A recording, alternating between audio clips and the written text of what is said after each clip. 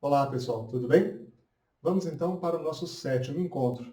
Nesse encontro, nós vamos falar da gestão para o agora, as mudanças indispensáveis nos modelos e práticas de gestão para possibilitar a transformação digital e, claro, a transformação cultural das organizações.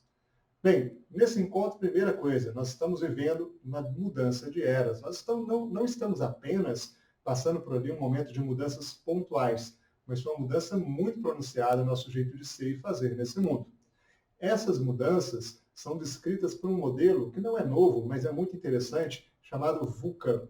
Fala de volatilidade, de incerteza, de complexidade e ambiguidade.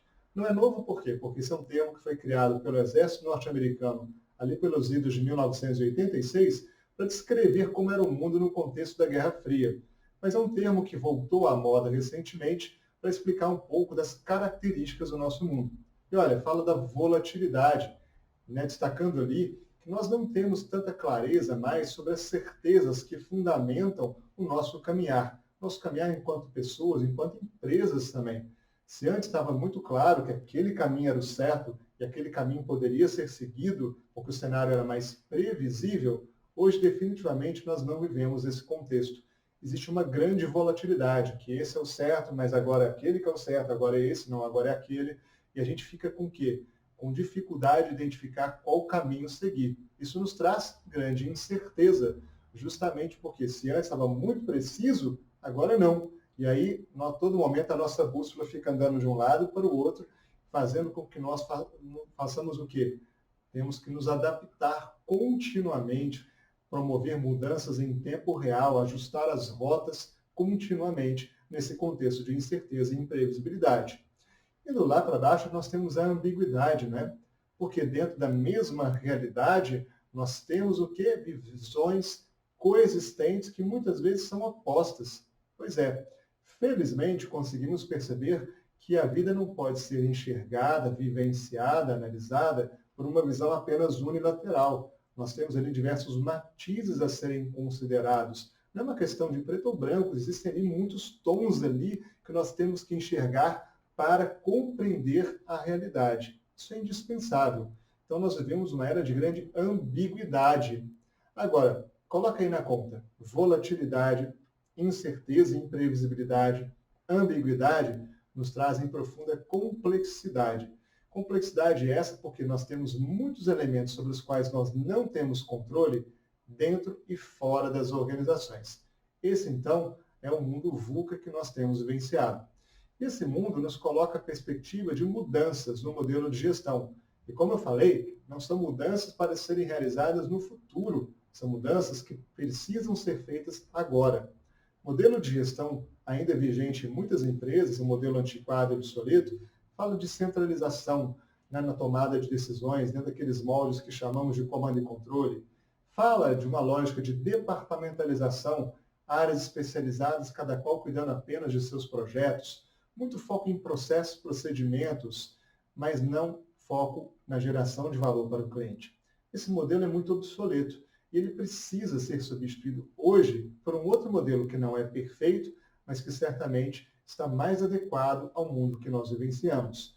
Esse modelo fala de poder compartilhado, ele fala da formação de times multidepartamentais, times multifuncionais, muitas vezes chamados de squads. Fala da utilização de métodos de gestão ágeis. Fala da geração de valor para o cliente em contraposição apenas ao cumprimento de processos. E por isso mesmo é um modelo que possibilita as empresas gerar inovação constante. Para falar um pouquinho melhor desse modelo, eu quero trazer para vocês uma reflexão muito interessante, trazer para vocês um vídeo de um especialista. Vou deixar ele aí com vocês. Legal?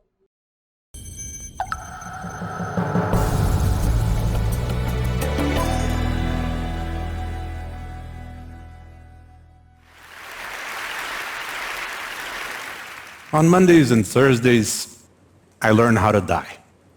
I call them my terminal days. My wife, Fernanda, doesn't like the term, but a lot of people in my family died of melanoma cancer, and my parents and grandparents had it.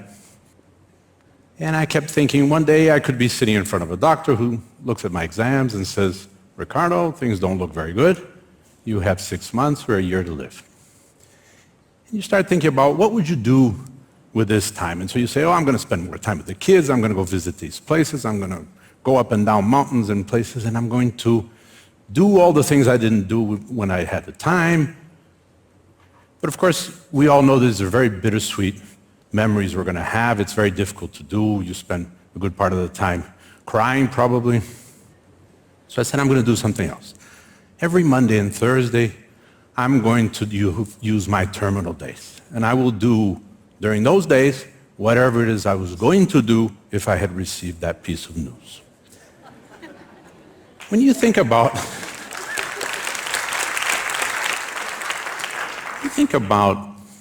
the opposite of work, we many times think it's leisure, and we say, I need some leisure time and so forth. But the fact is that leisure is a very busy thing. You go play golf and tennis, and you meet people, and you're going for lunch, and you're late for the movies. It's a very crowded thing that we do. The opposite of work is idleness. But very few of us know what to do with idleness. When you look at the way we distribute our lives in general, you realize that in the periods in which we have a lot of money, we have very little time.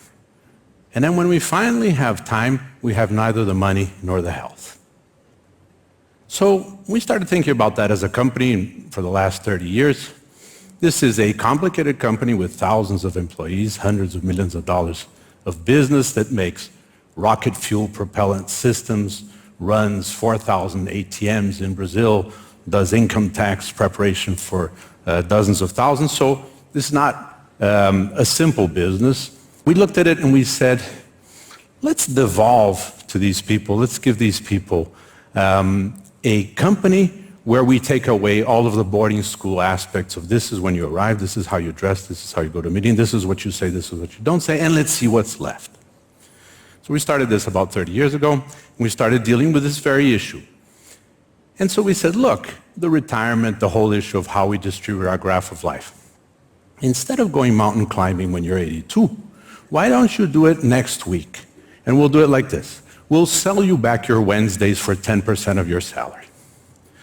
So now, if you were going to be a violinist, which you probably weren't, you go and do this on Wednesday.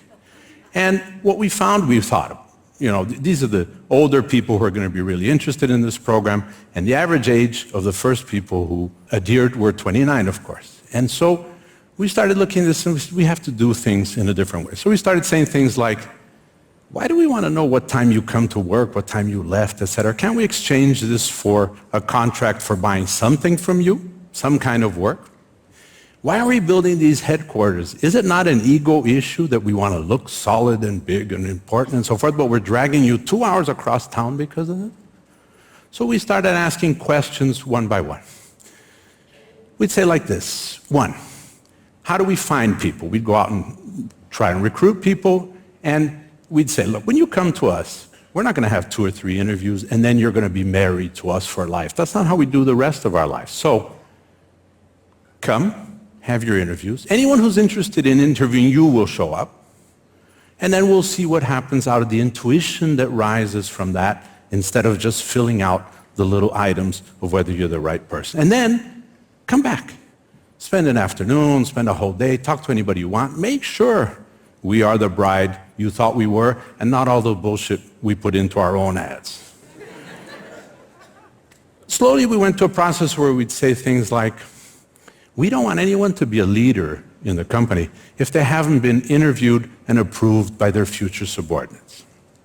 Every 6 months, everyone gets evaluated anonymously as a leader, and this determines whether they should continue in that leadership position, which is many times situational, as you know. And so if they don't have 70, 80% of a grade, they don't stay, which is probably the reason why I haven't been CEO for more than 10 years. And over time, we started asking other questions. We'd say things like, why can't people set their own salaries? What do they need to know? There's only 3 things you need to know. How much people make inside the company, how much people make in somewhere else in a similar business, and how much we make in general to see whether we can afford it. So let's give people these 3 pieces of information. So we started having in the cafeteria a computer where you could go in and you could ask what someone spent, how much someone makes, what they make in benefits, what the company makes, what the margins are, and so forth. And this is 25 years ago. As this information started coming to people, we said things like, we don't want to see your expense report. We don't want to know how much holidays you're taking. We don't want to know where you work. We had, at one point, 14 different offices around town, and we'd say, go to the one that's closest to your house, to the customer you're going to visit today. Don't tell us where you are. And more. Even when we had thousands of people, 5,000 people, we had 2 people in the HR department, and thankfully one of them has retired. And so the question we were asking is, how can we be taking care of people? People is the only thing we have. We can't have a department that runs after people and looks after people. So as we started finding that this worked, and we'd say we're looking for, and this is, I think, the main thing I was looking for in the terminal days and in the companies, which is, how do you set up for wisdom? We've come from an age of revolution, industrial revolution, an age of information, an age of knowledge, but we're not any closer to the age of wisdom. How do we design, how do we organize for more wisdom? So for example, and many times what's the smartest or the intelligent decision doesn't jibe. So we'd say things like, let's agree that you're going to sell 57 widgets per week. If you sell them by Wednesday, please go to the beach. Don't create a problem for us, for manufacturing, for application. Then we have to buy new companies, we have to buy our competitors, we have to do all kinds of things because you sold too many widgets. So go to the beach and start again on Monday. And so the process is looking for wisdom. And in the process, of course, we wanted people to know everything, and we wanted to be truly democratic about the way we ran things. So our board had 2 seats open with the same voting rights for the first 2 people who showed up. And so we had cleaning ladies voting on a board meeting, which had a lot of other very important people in suits and ties. And the fact is that they kept us honest. This process, as we started looking at the people who came to us, we'd say, now wait a second, people come to us and they say, where am I supposed to sit? How am I supposed to work? Where am I going to be in 5 years' time? And we looked at that and said, we have to start much earlier. Where do we start? We said, oh, kindergarten seems like a good place. So we set up a foundation, which now has, for 11 years, has 3 schools, where we started asking the same questions. How do you redesign school for wisdom? It's one thing to say, we need to recycle the teachers, we need the directors to do more, but the fact is that what we do with education is entirely obsolete. The teacher's role is entirely obsolete. Going from a math class to biology to 14th century France is very silly. And so we started thinking, what could it look like? And we put together people, including people who like education, people like Paulo Freire and 2 ministers of education in Brazil. And we said, if we were to design a school from scratch, what would it look like? And so we created this school, which is called Lumiar. And Lumiar, one of them is a public school. And Lumiar says the following: let's divide this role of the teacher into 2. One guy we'll call a tutor. A tutor in the old sense of the Greek paideia sense is look after the kid. What's happening at home, what's their moment in life, etc. But please don't teach, because the little you know compared to Google, we don't want to know. Keep that to yourself. Now, we'll bring in people who have 2 things, passion and expertise, and it could be their profession or not. And we use the senior citizens, which are 25% of the population, with wisdom that nobody wants anymore. So we bring them to school, and we say, teach these kids whatever you really believe in. So we have violinists teaching math. We have all kinds of things where we say, don't worry about the course material anymore. We have approximately 10 great threads that go from 2 to 17. Things like, how do we measure ourselves as humans? So there's place for math and physics and all that there. How do we express ourselves? So there's place for music and literature, but also for grammar. And then we have things that everyone has forgotten, which are probably the most important things in life. The very important things in life we know nothing about. We know nothing about love. We know nothing about death. We know nothing about why we're here. So we need a thread in school that talks about everything we don't know. So that's a big part of what we do. Yeah. So over the years, we've started going to other things. We'd say, like, why do we have to scold the kids and say, sit down and come here and do that and so forth? We said, let's get the kids to do something we call a circle, which meets once a week. And we say, you put the rules together, and then you decide what you want to do with it. So, can you all hit yourself on the head? Sure, for a week, try. They come up with the very same rules that we had, except they're theirs. And then they have the power, which means they can and do suspend and expel kids. So that you don't, this is not just, we're not playing school, they really decide. And then in the same vein, we keep a digital mosaic, because this is not constructivist or Montessori or something. It's something where we keep the Brazilian curriculum with 600 tiles of a mosaic, which we want to expose these kids to by the time they're 17. And we follow this all the time, and we know how they're doing, and we say, no, you're not interested in this now, let's wait a year. And the kids are in groups that don't have an age category, so that a 6-year-old kid who's ready for that with an 11-year-old, that eliminates all of the gangs and the groups and all this stuff that we have in the schools in general. And they have a 0 to 100% grading, which they do themselves with an app every couple of hours, until we know they're 37% of the way we'd like them to be on this issue, so that we can send them out in the world with them knowing enough about it. And so the courses are World Cup soccer or building a bicycle, and people will sign up for a 45-day course of building a bicycle. Now, try to build a bicycle without knowing that pi is 3.1416. You can't. And try any one of you using 3.1416 for something. You don't know anymore. So this is lost, and that's what we try to do there, which is looking for wisdom in that school. And that brings us back to this graph and this distribution of our life. I accumulated a lot of money. When I think about it, when you think and you say, now is the time to give back.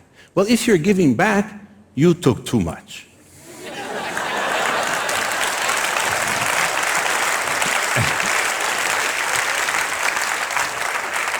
I keep thinking of Warren Buffett waking up one day and finding out that he has $30 billion more than he thought he had. And he looks at it and says, what am I going to do with this? He said, let me give it to somebody who really needs this. I'll give it to Bill Gates. And my guy, who is my financial advisor in New York, he says, look, you're a silly guy, because you would have 4.1 times more money today if you had made money with money instead of sharing as you go. But I like sharing as you go better. I taught MBAs at MIT for a time, and I ended up one day at the Mount Auburn Cemetery. It was a beautiful cemetery in Cambridge. And I was walking around, it was my birthday, and I was thinking, and the first time around, I saw these tombstones and these wonderful people who had done great things, and I thought, what do I want to be remembered for? And I did another stroll around, and the second time, another question came to me, which did me better, which was, why do I want to be remembered at all? And that, I think, took me different places. When I was 50, my wife Fernanda and I sat for a whole afternoon. We had a big pit with fire, and I threw everything I had ever done into that fire. This is a book in 38 languages, hundreds and hundreds of articles and DVDs, everything there was. And that did two things. One, it freed our 5 kids from following in the steps of, shadow of. They don't know what I do, which is good. And I'm not going to take them somewhere and say, one day all of this will be yours.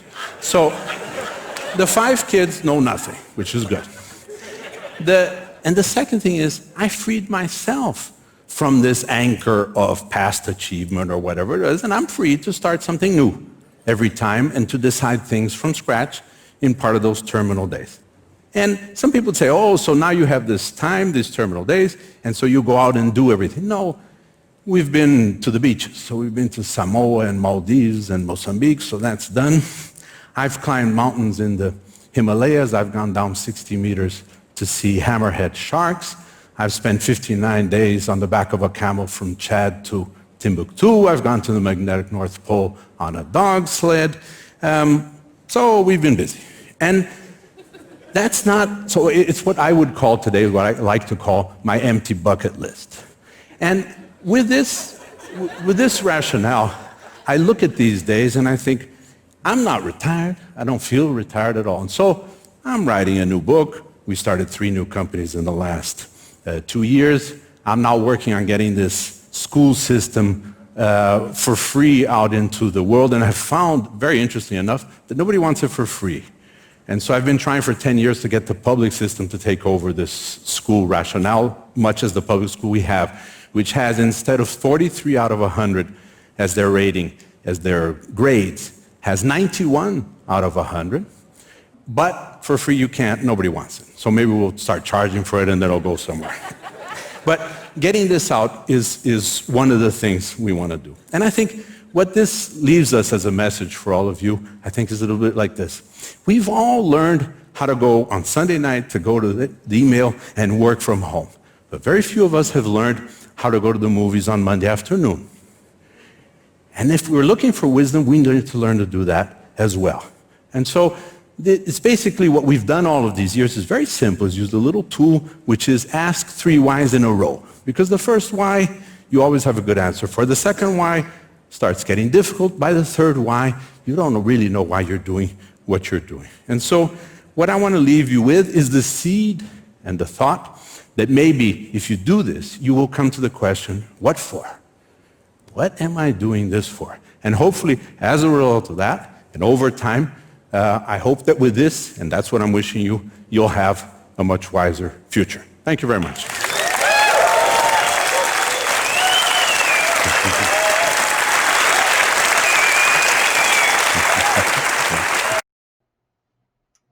Então, pessoal, quais são as principais lições que nós podemos aprender com essa palestra do empresário, do empreendedor Ricardo Semler?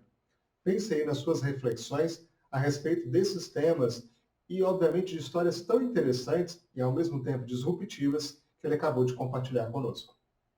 Bom, esse foi um encontro um pouquinho mais amplo, mas eu considerei muito pertinente fazer essa palestra e essas reflexões para vocês.